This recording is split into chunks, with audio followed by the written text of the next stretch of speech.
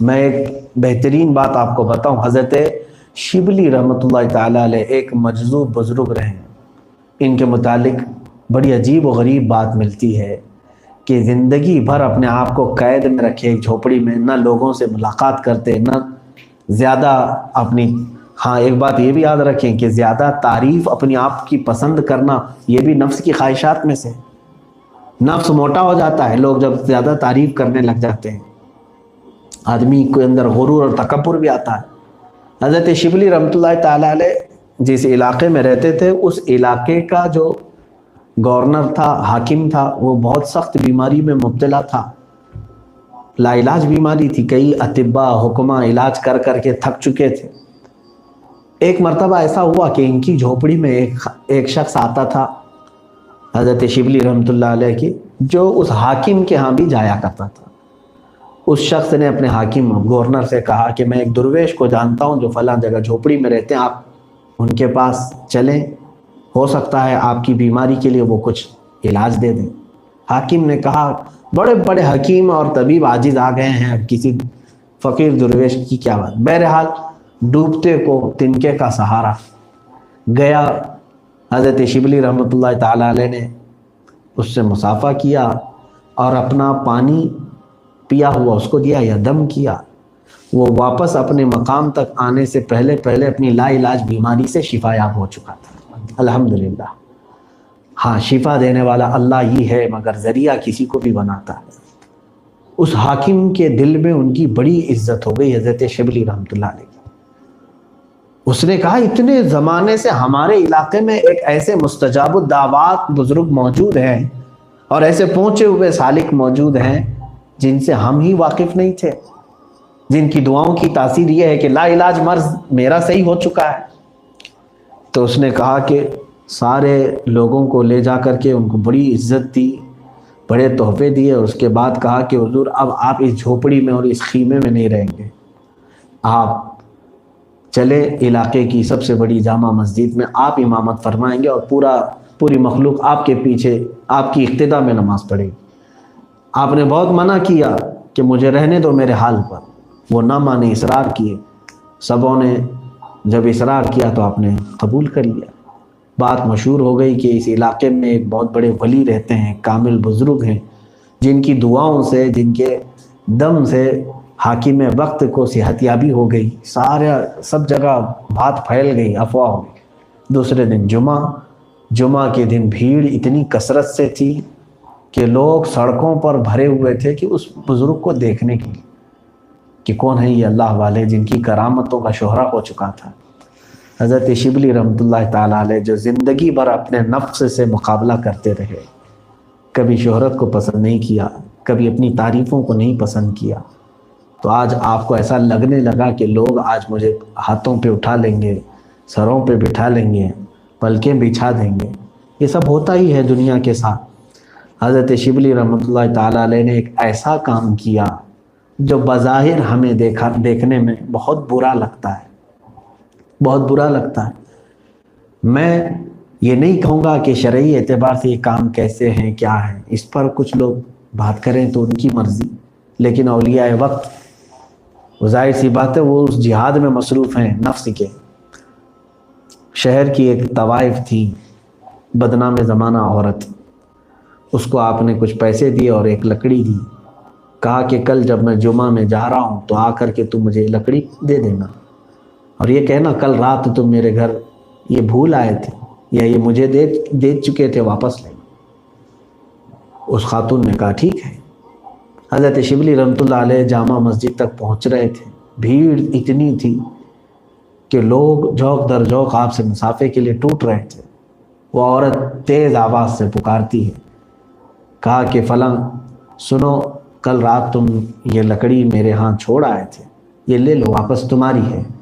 اور علاقے کے لوگ اس طوائف کو جانتے تھے، بدنام زمانہ تھی، سبوں نے کہا کہ شبلی کا اس عورت کے گھر کیا کام رہا ہوگا۔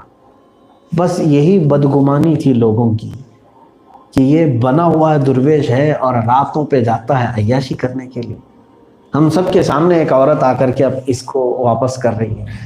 سبوں نے اسی وقت پتھر مارنا شروع کیا اور سب بھیڑ چھٹ گئی، کچھ لوگوں نے آپ کے جبے پھاڑ دیے، کپڑے پھاڑے، مسجد تک جانے نہیں دیا گیا آپ کو، اور آپ واپس آ گئے اور اپنے خیمے میں آ کر کے خوب ہنسنے لگے اور کہا اے نفس آج میں نے تجھے زیر کر دیا، تو تعریفوں کے بہت اعلیٰ سطح پر پہنچ چکا تھا، لوگ تجھے بہت چاہ رہے تھے اور تو خوش ہو رہا تھا، لیکن آج ایسی نوبت آ گئی کہ لوگوں نے تیرے کپڑے پھاڑ دیے، تجھے بے عزت کر دیا۔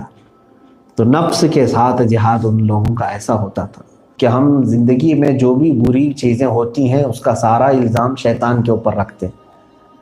فجر میں نہیں اٹھا، شیطان سلا دیا، فلاں گناہ کر لیا، شیطان نے کروا دیا۔ شیطان تو کرواتا ہی ہے، اس کی وہ فطرت ہے، شیطان برائیوں کی طرف ہی لے جاتا ہے۔ لیکن میرے عزیزو، ایک بہت ہی بڑا سوال یہ ہوتا ہے کہ پوری دنیا کو برائیوں کی طرف شیطان لے جاتا ہے، تو شیطان جب ابھی اچھا ہی تھا، یعنی جب ملائکہ کے ساتھ رہتا اور اللہ کی عبادت کرتا تھا، آدم علیہ السلام کو پیدا کرنے کے بعد رب تبارک و تعالیٰ نے سب کو، فرشتوں کو حکم فرمایا کہ سجدہ کرو تعظیم کا آدم کو۔ وَإِذْ قَالَ رَبُّكَ لِلْمَلَائِكَةِ إِنِّي جَاعِلٌ فِي الْأَرْضِ خَلِيفَةً، جب یاد کرو اللہ تعالیٰ نے فرشتوں سے فرمایا کہ میں زمین میں اپنا ایک نائب بنانے جا رہا ہوں، اور دوسری جگہ پر اللہ تعالیٰ نے فرمایا فَاسْجُدُوا لِآدَمَ، آدم کو سجدہ کرو۔ سب نے سجدہ کیا سوائے ابلیس کے، شیطان کے۔ اب سوال یہاں پر یہ آتا ہے کہ ہر ایک کو جب شیطان ہی بہکاتا ہے، شیطان ہی گمراہ کرتا ہے، تو اس ابلیس کو کس نے گمراہ کیا تھا اس وقت، جبکہ شیطان ابھی تصور ہی نہیں تھا اس وقت۔ شیطان تو سجدہ نہ کرنے کی وجہ سے شیطان ہوا ہے نا، اس کا نام تو عزازیل ہے، وہ عزازیل تھا، عبادت گزار تھا، اس کے سجدے بے شمار تھے۔ وہ آدم علیہ السلام کی بے حرمتی کرنے کے بعد اور اپنی اکڑ اور اپنی انا کی وجہ سے اس کو شیطان کہا گیا۔ تو شیطان بعد میں ہوا، لیکن اس کو کس نے گمراہ کیا؟ مفسرین فرماتے ہیں نفس امارہ، جس نے شیطان کو بھی گمراہ کیا، جو نفس ہمارے ساتھ آج ہے۔ صوفیاء اکرام رضوان اللہ تعالی علیہم اجمعین کی بعض باتیں مجھے یاد ہیں میرے عزیزو۔ وہ دنیا سے دوری کے لیے اور ہر طرح کی گہما گہمی سے اپنے آپ کو روکنے کے لیے جب کسی غار میں چلے جاتے، کسی غیر آباد علاقے میں چلے جاتے، ایسی جگہ جاتے تھے جہاں کوئی پہنچتا بھی نہیں تھا۔ دیکھیں آج بھی بہت سارے اولیاء کاملین ایسی جگہوں پر آرام فرمائے، کوئی پہاڑ کے اوپر، کوئی سمندروں کے بیچ میں، ایسی جگہ وہ کیوں جاتے تھے؟ تاکہ لوگ وہاں پر زیادہ نہ آ سکیں، ہم دنیا سے دور ہو کر اپنے مولا سے اپنے تعلقات کو زیادہ کریں۔ یہ اور بات ہے کہ ان کے وصال کے بعد اللہ نے ان کی محبت پوری دنیا کے دلوں میں ڈال دی، لوگ جوق در جوق آج ان کے پاس جاتے ہیں۔ حضرت خواجہ رکن الدین تولا رحمۃ اللہ تعالی علیہ کے متعلق میں نے سنا تھا، یہ بڑے پائے کے بزرگ ہیں، سرکار خواجہ بندہ نواز گیسو دراز رضی اللہ تعالیٰ عنہ کے زمانے کے۔ یہ عبادت میں مصروف رہے اور ایک غار میں جا کر اکڑوں ہو کر بیٹھ گئے۔ اکڑوں کہتے ہیں دونوں گھٹنے اٹھا کر پنجوں کے بل بیٹھ جانا، یعنی پنڈلی اور ران دونوں ملی ہوئی، اس طرح سے اکڑوں بیٹھ جانا، اور اس طرح بیٹھے رہے، ذکر الہی میں مصروف رہے۔ یہ روایت بیان کرنے والوں نے فرمایا ہے کہ تقریباً اس کیفیت پر آپ کے 11 سال گزر گئے تھے، 11 سال گزرے تھے۔ اب وہ صوفیاء اکرام کی زندگی ہے، آپ اس میں عقل کے گھوڑے نہ دوڑائیں کہ وہ کیا کھاتے تھے، کب حاجتوں پہ جاتے تھے۔ جس کی غذا ہی ذکر الہی ہو جائے اس کے لیے کوئی حاجتوں کی ضرورت نہیں رہ جاتی۔ کہ جس نے اپنے روح کی غذا اللہ کے ذکر کو بنا لیا، پھر جسم کو اس کی ضرورت نہیں پڑتی۔ بہرحال 11 سال کے بعد حضرت خواجہ بندہ نواز رضی اللہ تعالیٰ عنہ کے لیے آپ اپنے غار میں کھڑے ہوئے تھے، تب آپ کی پنڈلیوں کا اور رانوں کا گوشت مل چکا تھا، چمڑیاں مل گئی تھی۔ جب آپ کھڑے ہوئے تو دونوں چرچراتے ہوئے پھٹ گئے تھے اور خون جاری ہو گیا۔ تو یہ اتنا لمبا عرصہ وہ مجاہدہ کرتے تھے، کیوں؟ اس کو کہتے ہیں زہد۔ ہر اس چیز سے وہ کنارہ کشی اختیار کرتے جس کی نفس خواہش کرتا ہے۔ نفس ہمارا آج کیا چاہتا ہے؟ عیاشی چاہتا ہے، آرام پسندی اس کو چاہیے، اور اولیاء کاملین ہمیشہ اسے مشقت دینے کی کوشش کرتے تھے، اس لیے کہ مشقتوں سے ہی یہ نفس صحیح ہو سکتا ہے۔ میں نے ایک روایت یہ بھی دیکھی، اللہ تبارک و تعالیٰ نے عقل کو اور نفس کو پیدا کیا۔ عقل عزت والی چیز ہے، اور نفس کے اندر غرور ہے، تکبر ہے، میں پن ہے۔ ان دونوں کو اللہ تعالیٰ نے پیدا کیا ہے، عقل کو بھی اور نفس کو بھی۔ تو رب تبارک و تعالیٰ نے سوال فرمایا عقل سے کہ اے عقل بتا تو کون ہے، میں کون؟ عقل نے کہا انا عبدک وانت ربی، اے اللہ میں تیرا بندہ ہوں اور تو میرا رب ہے۔ اللہ تبارک و تعالیٰ نے اسے عزت بخشی کہ عقل کو عزت، اسی لیے جس کے پاس عقل ہے وہ عزت والا ہے، بے عقل کی کو پاگل کہا جاتا ہے۔ نفس سے پوچھا گیا اے نفس تو کون ہے اور میں کون ہوں؟ تو جواب یہ ملا، نفس نے کہا انا انت انت، میں ہوں تو ہے۔ یہ ہے غرور اور تکبر نفس کا۔ تو حکم ہوا کہ اسے آگ میں رکھا جائے، اسے مشقت دی جائے۔ 100 سال تک اس کو آگ میں رکھا گیا نفس کو، پھر اسے باہر نکالا گیا، پھر پوچھا گیا کہ تو کون ہے اور میں کون ہوں؟ نفس نے پھر کہا انت انا، تو ہے اور میں ہوں۔ تو پھر حکم ہوا رب تبارک و تعالیٰ کا کہ اس کو بھوکا رکھا جائے، نفس کو 100 سال تک نفس کو بھوکا رکھا گیا۔ اب اس کے بعد پھر نفس کو پوچھا گیا، تب نفس نے اقرار کیا تو میرا رب ہے اور میں تیرا بندہ ہوں۔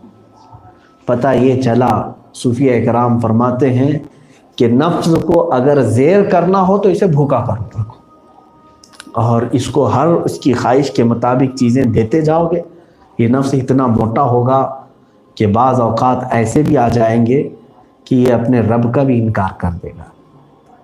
نفس امارہ ہی ہے جو آج کے تعصب پرست کافروں کے اندر ہے۔ آج جو کفار و مشرکین اپنے رب کو ماننے سے انکار کر رہے ہیں، ان کا نفس ہے وہ جو کبھی ہو گیا ہے، اس کی ہر پوری خواہش کو انہوں نے پورا کیا، اسی لیے ان کے ہاں کسی چیز کی ممانعت نہیں ہے۔